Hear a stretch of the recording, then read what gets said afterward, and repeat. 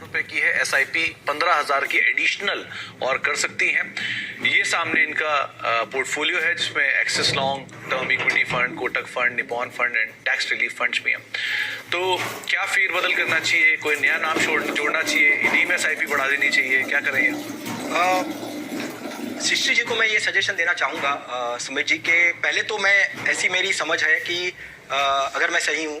उनका जो ELSS जो 80C का जो कोटा है वो उन्होंने अपनी एग्जिस्टिंग SIP से कंप्लीट किया है उन्होंने,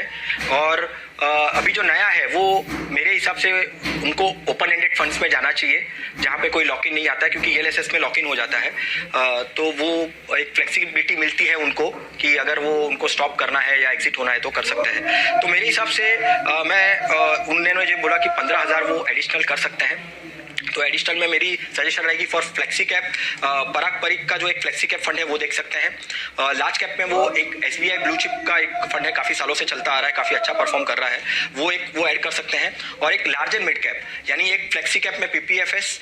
लार्ज कैप में एक SBI का ब्लू चिप, और लार्ज एंड मिड कैप में वो एडलवाइज का लार्ज एंड मिड कैप। तो ये 15,000 के पॉइंट ऑफ व्यू से, वो एडिशन के पॉइंट ऑफ व्यू से वो कर सकते हैं। उनका ELSS ऑलरेडी है फंड्स, और ELSS में भी मैं एक सजेशन उनको देना चाहूँगा कि एक एक्सिस का जो उनका लॉन्ग टर्म इक्विटी है और आदित्य बिरला का जो टैक्स रिलीफ है, उनको अगर वो चेंज करके फंड को चेंज करके वो कॉन्ट को टैक्स सेवर में ऐड कर सके और कैनरा टैक्स सेवर को वो ऐड कर सके, तो ये एक रिप्लेसमेंट भी मैं यहाँ पे सजेस्ट करूंगा। और एक फाइनल जो उनका गोल था, तो डेफिनेटली अगर उनको 50 लाख वो गोल अचीव करना है तो 10 साल में वो 25,000 SIP, यानी उनकी 10,000 की एग्जिस्टिंग और 15,000 की नई, वो दोनों मिला के वो आसानी से 50 लाख का जो गोल है वो कंप्लीट हो सकता है।